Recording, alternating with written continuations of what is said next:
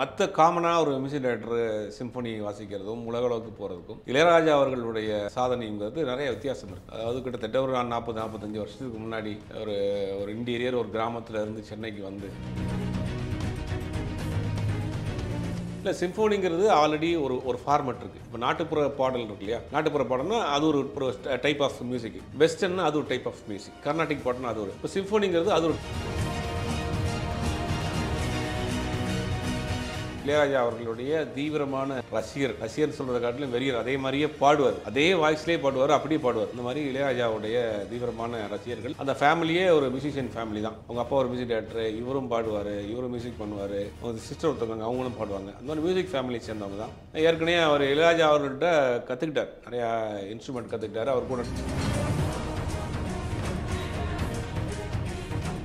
எதனால ஒரு பயம்னா, இப்போது அவர் சொல்கிறார் இல்லையா, இது ஒரு லைவ் எக்ஸ்பீரியன்ஸ், இது வந்து இப்போது ஒருவேளை இதை அந்த ஃபார்மெட்டுக்கு மாற்றாமே விட்டுருவாரோ அப்படிங்கிற மாதிரி ஒரு விஷயம். இல்லை, அப்படி மாற்ற விட மாட்டார். ஏன்னா ஒரு ஆவணப்படுத்தணும்ல, அதை வந்து ஒரு டாக்குமெண்ட் பண்ணணும்னா நம்ம ஏதாவது ரெக்கார்ட் பண்ணி தானே ஆகணும்.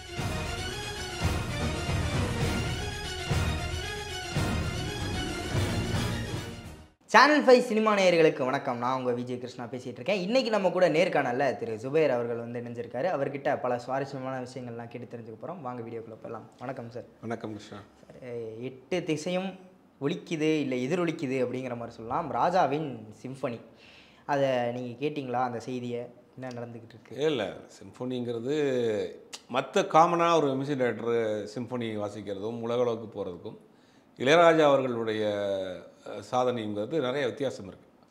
அதாவது கிட்டத்தட்ட ஒரு 40-45 வருஷத்துக்கு முன்னாடி ஒரு ஒரு இன்டீரியர் ஒரு கிராமத்தில் இருந்து சென்னைக்கு வரப்போ அவருக்கு பெருசாக எந்த இன்ஸ்ட்ருமெண்ட்டும் முறைப்படி வாசிக்கலாம் தெரியாது.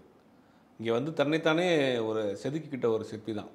வெஸ்டர்ன் கற்றுக்கிறாரு, அப்புறம் கர்நாடிக் கற்றுக்கிறாரு, அப்புறம் ஒரு இன்ஸ்ட்ருமெண்ட்டாக கற்றுக்கிறாரு, அப்புறம் சில இசையமைப்பாளர்கிட்ட ஒர்க் பண்ணுறாரு, அப்புறம் படம் கிடச்சி இன்றைக்கி ஒரு பெரிய உச்சத்தில் இருக்கார். அப்போ ஒரு மனிதன் நினச்சா வாழ்க்கையில் எந்த உயரத்துக்கும் போகலாம் அப்படிங்கிறது அந்த ஒரு எக்ஸாம்பிளாக அவர் நம்ம எடுத்துக்கிறோம். ஏன்னா எவ்வளோ நம்ம என்ன பேஷனாக நினைக்கிறோமோ அதை சின்சியராக இருந்தால் இன்றைக்கி உலகத்தின் உயரத்தில் கொண்டு போய் உட்கார வைக்கும் நம்மளை அப்படிங்கிறதுக்கு இவர் ஒரு நம்ம வாழும் காலத்தில் ஒரு சாட்சியாக இருக்கிறார். நீங்கள் செய்யக்கூடிய வேலையில் 100% எஃபெக்ட் போட்டு சின்சியராக இருந்தீங்கன்னா எங்களை கொண்டு போய் அங்கே உட்கார வச்சிரும் அப்படிங்கிறதுக்கு இது சிம்பொனிங்கிறது அவர் ஏற்கனவே ஒரு ட்ரை பண்ணார். அப்புறம் அவர் ஏதோ பல காரணங்களால் அதை ட்ராப் பண்ணிட்டார். இப்போ இந்த சிம்பொனிங்கிறது கிட்டத்தட்ட ஒரு 35 நாளில் எழுதி முடிக்கப்பட்டு இன்றைக்கி ஒரு பெரிய ஒரு அரங்கேற்றத்தை பண்ணியிருக்கார். ஏற்கனவே நவம்பரில் போய் ஒரு ரிகர்சல்லாம் பார்த்துட்டு வந்தார். பார்த்துட்டு வந்ததுக்கு பிறகு இப்போ வந்து போய் அதை ஒரே நாளில் ஒரே ஸ்டெச்சில் முடிச்சிருக்கிறாரு. சிம்பொனி எழுதக்கூடியவர்கள் கிட்டத்தட்ட வருஷக்கணக்கு எழுதிக்குவாங்க. ஆனால் இவர் ஒரு 35 நாளில் எழுதி முடிச்சிருக்கிறது, அதுவே ஒரு பெரிய சாதனை. ஏற்கனவே உலக இசை மேதைகள் மொசாட்டாக இருக்கட்டும், பீத்தோவானாக இருக்கட்டும், பல மேதைகள் அந்த மாதிரி சிம்பொனியை வாசிச்சிருக்காங்க. சிம்பொனிங்கிறது அது ஒரு மியூசிக் ஸ்கேல். அதுக்குள்ளே இந்த ஒரு விஷயத்தை கேட்கலான்னு நினச்சேன். ஆடியன்ஸுக்கும் நிறைய மக்களுக்கும் சாதாரண ஒரு பேக்ரவுண்ட் மியூசிக்குக்கும் சிம்பனிக்குமான வித்தியாசமே தெரியும். சிம்பனின்னா என்ன? இல்லை, சிம்பொனிங்கிறது ஆல்ரெடி ஒரு ஃபார்மெட் இருக்குது. இப்போ நாட்டுப்புற பாடல் இருக்கு இல்லையா, நாட்டுப்புற பாடல்னா அது ஒரு டைப் ஆஃப் மியூசிக், வெஸ்டர்னா அது ஒரு டைப் ஆஃப் மியூசிக், கர்நாடிக் பாட்டுனா அது ஒரு. இப்போ சிம்பொனிங்கிறது அது ஒரு டைப் ஆஃப் மியூசிக். அதில் புதுசாக நம்ம ரீக்ரியேட் பண்ணுறது, அதில் ஒரு வெர்ஷன் அதை எடுத்து நம்ம க்ரியேட் பண்ணுறது, அதுதான் சிம்பொனி. இப்போ அவர் தான் அதுதான் பண்ணியிருக்காரு. சிம்பொனிங்கிற அந்த அந்த ஸ்ட்ரெச்சருக்கு தாண்டி வெளியில் போகக்கூடாது, அதுக்குள்ளே இருக்கணும். அதுக்கு என்னென்ன விஷயங்கள் செய்யணுமோ அதுக்குள்ளே பண்ணணும், அதை எழுதி முடிக்கணும். பலரும் எழுதி முடிக்காமல் விட்டு போயிருக்காங்க. சிலர் வந்து எழுதி முடிச்சுட்டு கூட ஒன்றும் பண்ண முடியாமல் இருக்கிறாங்க. இவரே கூட ஏற்கனவே ஒரு சில வருடங்களுக்கு முன்பு ட்ரை பண்ணி அவர் நிப்பாட்டிட்டார். இப்போ ஒரு 35 நாளில் எழுதி முடித்து அதை உலகத்தினுடைய தலை சிறந்த இசை கலைஞர்கள், ஹங்கேரியிலேருந்து ஒருத்தர் வந்திருக்கிறாரு, அப்புறம் லண்டன்லேருந்து ஒருத்தர் அங்கே இருக்கிறாரு, பல நாடுகளில் சேர்ந்த பெஸ்ட்டு மியூசிஷியன் இருக்காங்கள, அவங்க எல்லாத்தையும் வச்சு அதை வந்து இன்றைக்கி அதை அரங்கேற்றம் பண்ணியிருக்காரு. அதில் அவரே சொன்னது தான், அந்த ஒவ்வொரு ஸ்கேல் முடிஞ்சவனே அதை கிளாப்ஸ் பண்ணக்கூடாது, ஒட்டுமொத்தமாக அந்த இது முடிஞ்சவனே தான் கிளாப்ஸ் பண்ணும்.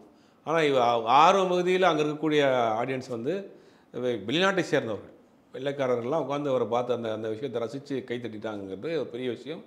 ஒரு தமிழராக ஒரு இந்தியராக ஒரு பெரிய ஒரு சாதனையை ஒரு அச்சீவ் பண்ணியிருக்கிறாரு. முடிச்சுட்டு வந்துட்டார். முடிச்சுட்டு வந்தோடனே பார்த்துட்டு போனோம் ஏர்போர்ட்டில் அவர் பேசினதெல்லாம். 15 நாட்டில் வந்து இந்த ஆர்கெஸ்ட்ரா வந்து நாங்கள் இந்த சிம்பொனியை வந்து கொண்டு போகிறோம் அப்படிங்கிறாரு. இந்தியாவிலையும் பண்ணுறதுக்கு வாய்ப்பு இருக்குது சார். அவர் இப்படி போயிட்டு இருக்கும்போது இன்னொரு வீடியோவும் வந்து சொல்லியிருந்தார். இன்னொரு நேர்காணலே சொல்லியிருந்தாரு. என்னன்னு பார்த்தீங்கன்னா, இதை வந்து நீங்கள் லைவாக எக்ஸ்பீரியன்ஸ் பண்ணணும். எந்த ஒரு ஆடியோலையோ இல்லை வேறு எதுலையோ ரெக்கார்ட் பண்ணி நீங்கள் டவுன்லோட் பண்ணாதீங்க. டவுன்லோட் பண்ணாதீங்க. ரெக்கார்ட் பண்ணி நீங்கள் கேட்டிங்கன்னா உங்களுக்கு அந்த எக்ஸ்பீரியன்ஸ் கிடைக்காது. லைவாக தான் பண்ணணும் அப்படிங்கும்போது இப்போது ஒரு கண்ட்ரியில் நடந்திருக்கு. அடுத்து பாரிஸ் இருக்குது, துபாய் இருக்குது, லண்டனில் இப்போ நடந்திருக்குன்னு நினைக்கிறேன். அடுத்து பாரிஸ் இருக்குது, துபாய் இருக்குது. இந்தியாவில் நடக்குமா? அதுவும் முக்கியமாக சென்னையில் நடக்கும் கண்டிப்பாக அப்படிங்கிற ஒரு நடக்கும். கேள்வி. கண்டிப்பாக நடக்கும். எந்த உயரத்துக்கு போனாலும் நம்ம ஊரில் வந்து அவர் அதை காட்டுறப்ப தானே அவருக்கு ஒரு பெரிய தான் வாழ்ந்த தானே ரசித்த கூட்டத்துக்கு முன்னாடி நான் ஒரு சாதனை செஞ்சு வந்திருக்கேன். ஒரு என்ன மெடல் வாங்கிட்டு போனோம்னா நேராக வீட்டில் போய் அம்மாட்ட தானே காட்டுறோம், அப்பாட்ட தானே காட்டுறோம், சொந்தக்காரங்கிட்ட தானே காட்டுறோம். அதே மாதிரி நீங்கள் உயரத்துக்கு போனால் அதை வந்து உலகம் கொண்டாடிய ஒரு இசை மேதையை வந்து நம்ம பார்க்குறப்ப அந்த சிம்பொனி நம்ம கேட்குறப்ப நமக்கு அதுக்கு ஒரு பெருமையாக இருக்கும் இல்லையா? உண்மையிலே பெருமையான விஷயம் அதை பண்ணுவார். மிக விரைவில் அதுக்கு உண்டான டேட்டெலாம் கூட அனௌன்ஸ் பண்ணுறதுக்கு வாய்ப்பு இருக்குது. சரி, இந்த விஷயம் போய்கிட்டு இருக்கும்போது இன்னொரு பக்கம் ஒரு சர்ச்சை இளையராஜாவையும் சர்ச்சையும் பிரிக்க முடியாது அப்படிங்கிற மாதிரி நினைக்கிறேன். இன்னும் ஒரு மியூசிஷியன் ஒருத்தர் வந்து என்னை வந்து ராஜா சார் சிம்பனி பண்ண சொன்னார் அப்படிங்கிற மாதிரி ஒரு வீடியோ வந்து வெளியிடுறாரு. அதுக்கு இவர் வந்து இல்லை நான் அவரை பண்ண சொல்லலை அப்படிங்கிற மாதிரியும் ஒரு விஷயம். இது ஒரு பேசும் பொருளாகுது. இதை நீங்கள் என்ன நினைக்கிறீங்க இந்த சமயத்தில்? ஆமாம், நாதஸ்வரம் அப்படின்ற ஒரு லிடியன் நாதஸ்வரம் வந்து தெரியும். அவங்க அப்பா வந்து சதீஷ், அவர் வந்து ஒரு மியூசிக் டைரக்டர், ஒரு 2-3 படங்களுக்கு மியூசிக் பண்ணார், கீபோர்ட் பிளேயராகவும் இருக்கிறார். இளையராஜா அவர்களுடைய தீவிரமான ரசிகர்னு சொல்கிறத காட்டிலும் வெறியர். அதே மாதிரியே பாடுவார், அதே வாய்ஸ்லேயே பாடுவார், அப்படியே பாடுவார். அந்த மாதிரி இளையராஜாவுடைய தீவிரமான ரசிகர்கள். அந்த ஃபேமிலியே ஒரு மியூசிஷியன் ஃபேமிலி தான். அவங்க அப்பா ஒரு மியூசிக் டைரக்டர், இவரும் பாடுவார், இவரும் மியூசிக் பண்ணுவார், அவங்க சிஸ்டர் ஒருத்தவங்க அவங்களும் பாடுவாங்க. அந்த மாதிரி மியூசிக் ஃபேமிலியை சேர்ந்தவங்க தான். ஏற்கனவே அவர் இளையராஜா அவர்கள்ட்ட கற்றுக்கிட்டார், நிறையா இன்ஸ்ட்ருமெண்ட் கற்றுக்கிட்டார், அவர் கூட ட்ராவல் பண்ணார். இளையராஜாவினுடைய சொன்னால் ஒரு செல்லப்பிள்ளை மாதிரி. அப்போ அவர் ஒரு சிம்பொனி நான் ஒன்று பண்ணியிருக்கேன்னு இவர் வந்து காமிச்சிருக்கிறார். அப்போ காமிச்சு இது சிம்பொனி கிடையாது, இது பேக்ரவுண்ட் ஸ்கோர் மாதிரி இருக்குது, சிம்பொனிங்கிறதுக்கு சில ஃபார்மெட் இருக்குது, அதுக்குள்ளே பண்ணணும் அப்படின்னு அவர் சொல்லியிருக்காரு. அதை வந்து அவர் எடுத்துக்கிட்டு இப்போ சிம்பொனிக்கு அவர் தயார் பண்ணிகிட்ருக்கார். அவ்வளோதான். இதை சர்ச்சையே ஒன்றும் கிடையாது. இது அவர் கிளியராக சொல்லிட்டார். என்கிட்ட வந்து அந்த பையன் போட்டு காமிச்சார், இது சிம்பொனி கிடையாதுப்பா, சிம்பொனிங்கிறது வேறு ஃபார்மெட்டு, அதில் நீங்கள் பண்ணணும்னு அதை கரெக்ஷன் பண்ணிவிட்டு அவர் பண்ணிகிட்ருக்கிறார். அடுத்து அவர் ப்ரெசென்ட் பண்ணுறதுக்கு கூட வாய்ப்பு இருக்குது. அடுத்த சிம்பனி அவரோட பண்ணுறதுக்கு வாய்ப்பு இருக்குது. ஏன்னா அந்த பையனுக்கு அந்தளவுக்கு ஒரு ஸ்டஃப் உள்ள நபர் தான். அப்படிங்கும்போது அதை வந்து எதுக்கு சர்ச்சையாக நம்ம பார்க்கணும். ஒரு சம்பவம் நடந்திருக்கு, அது மிஸ்கம்யூனிகேஷனாக இருக்குது, அவ்வளோதான். இளையராஜா சொல்லி தான் அவர் பண்ணாருங்கிற மாதிரி இப்படி கிளப்பி விட்டாங்க, அவ்வளோதான். இதே மாதிரி இன்னொரு ரூமர்ஸும் போய்கிட்டு இருக்குது சார். அடுத்து இளையராஜாவை பின்தொடர்ந்து வர என் தலைமை பிரேம்ஜி ஒரு சிம்பனி வந்து கிரியேட் பண்ண போகிறாரு அப்படிங்கிற மாதிரிலாம். அது சும்மா ட்ரோல், அவரே போட்டிருக்க விஷயம், அது ட்ரோலுக்காக போட்டப்பட்ட விஷயம். அது அவர்கிட்ட இருந்து சிம்பனி ஒன்று சப்போஸ் வந்துச்சு அப்படின்னா அது எந்த மாதிரி இருக்கும் அப்படின்னு சொல்லி பிரேம்ஜி இல்லை, அது சும்மா காமெடிக்காக பேசப்பட்ட விஷயம். ஓகே, பிரேம்ஜியே அதெல்லாம் ரசிக்க மாட்டார். ஏன்னா அந்த அளவுக்கு ரிஸ்க் எடுத்து பண்ண வேண்டிய விஷயம். பிரேம்ஜி இப்போ நிறைய நடிக்க வேலைகள்லாம் பண்ணிட்டு இருக்கார், படங்களுக்கு அந்த ட்ராக்குக்கு போயிட்டார். ஆரம்ப காலத்தில் யுவன் சங்கர் ராஜாவுக்கு மிகப்பெரிய கீபோர்ட் பிளேயராக இருந்தவர் பிரேம்ஜி தான். பல வெற்றி படங்கள் 7Gயாக இருக்கட்டும், காதல் கொண்டேனாக இருக்கட்டும், பல தீம் மியூசிக்லாம் வந்து பிரேம்ஜியோடைய ஸ்கோர் நிறையா இருக்கும். நல்ல ஒரு மியூசிஷியன், அதில் மாற்று கருத்தே கிடையாது. ஆனால் இப்போ அவர் வந்து நடிக்க போயிட்டார். நடிக்கிறது அந்த பக்கம் அந்த ட்ராக்கில் இருக்கிறனால கண்டிப்பாக இதெல்லாம் அவருக்கு டைமே இருக்காது. அதுக்கு உண்டான இன்ட்ரெஸ்ட்டும் இருக்காதுன்னு நினைக்கிறேன். இவருடைய வலியுறுத்தல் அப்படிங்கிறது ஏதாவது இருக்குமா சார் அதுக்குள்ளே? இப்போது இந்த மாதிரி பண்ணுங்கடா அப்படிங்கிற மாதிரி ராஜா சார் யுவன் சங்கர் ராஜாக்கிட்டேயோ இல்லை பிரேம்ஜிக்கிட்டேயோ இல்லை கஸ்தூரி ராஜாக்கிட்டேயோ இந்த மாதிரிலாம் சொல்கிற விஷயங்கள்லாம் இருக்குது. இல்லை, அவர் அது மாதிரி யார்ட்டையும் சொல்ல மாட்டார். அவர் வீட்டிலேயே அதிகமாக பேச மாட்டார். அதனால் அவர் சொல்கிறதுக்கு வாய்ப்பு இல்லை. அவரே நம்ம வந்து என்ன சொல்கிறது, ஒரு ஏகலைவன் மாதிரி அவரை பார்த்து கற்றுக்கிற நம்ம வழியே அவர் யாருக்கும் சொல்லிக் கொடுக்க மாட்டார். யுவன் சங்கர் ராஜா மியூசிக் பண்ணார்னா அவர் சொல்லிக் கொடுத்தாரா? இல்லை. அவருடைய பையன் அவரை பார்த்து கற்றுக்கிட்டாரு. ஒரு 15-16 வயசுல மியூசிக் டைரக்டர் ஆகிட்டார். அப்படி தான் அவர் யாருக்கும் சொல்லிக் கொடுக்கல, அவரை பார்த்தே கற்றுக்கலாம். அவருடைய பாடலை ரிசர்ச் பண்ணாலே ஒரு மியூசிக் டைரக்டர் ஆகிடலாம். அந்த அளவுக்கு அவ்வளோ விஷயங்கள் பண்ணி வச்சுருக்கிறார். ஓகே சார், அப்படி இருக்கும்போது இதுக்கப்புறம் இவ்வளோ பெரிய ஒரு சாதனையை பண்ணதுக்கப்புறம் இதுக்கப்புறம் ராஜா சாரோட தமிழ் சினிமா இல்லை சினிமாவோட பயணம் வந்து எந்த மாதிரி இருக்கும்? இல்லை, அவர் ஃபுல்லாக இப்போ அந்த இதில் தான் நினைஞ்சிருக்காரு, இந்த கான்டெஸ்ட்டில் தான் நிறையா பிஸியாக இருக்கிறார். உலகம் முழுக்க இனி பயணப்படுவார். இனி இந்தியன் மியூசிக் டைரக்டராக இருந்த ஒரு நபரை வந்து இன்றைக்கி சிம்பொனி கம்போசராக அன்றைக்கி உலகம் முழுக்க தெரிஞ்சிருச்சு. சிம்பொனி கம்போசருங்கிறது உலகத்துக்கு ஒரு பெரிய ஒரு கௌரவம் தானே. அது நீ உலக நாடுகளில் கச்சேரி நடத்துகிறப்ப அவர் வந்து நீ சினிமா இசையமைப்பாளருங்கிற ஒரு புத்தர் இருக்குது. 1000 சினிமா இசையமைப்பாளர் இருக்காங்க.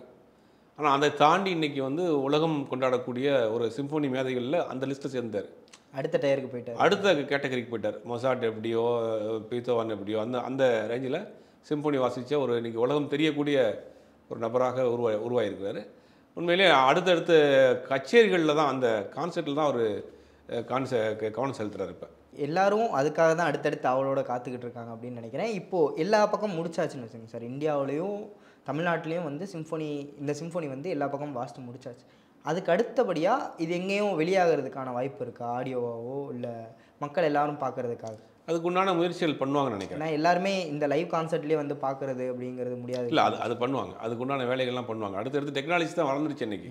முந்தியெல்லாம் ரெக்கார்டு வாங்கி பார்ப்போம், அப்புறம் கேசட் வாங்கி கேட்போம், அப்புறம் சிடி வாங்கி கேட்டோம், இப்போ பென்ட்ரைவில் கேட்குறோம். எதனால ஒரு பயம்னா, இப்போது அவர் சொல்கிறார் இல்லையா, இது ஒரு லைவ் எக்ஸ்பீரியன்ஸ், இது வந்து இப்போது ஒருவேளை இதை அந்த ஃபார்மேட்டுக்கு மாற்றாமே விட்டுருவாரோ அப்படிங்கிற மாதிரி ஒரு விஷயம். இல்லை, அப்படி மாற்ற விட மாட்டார்.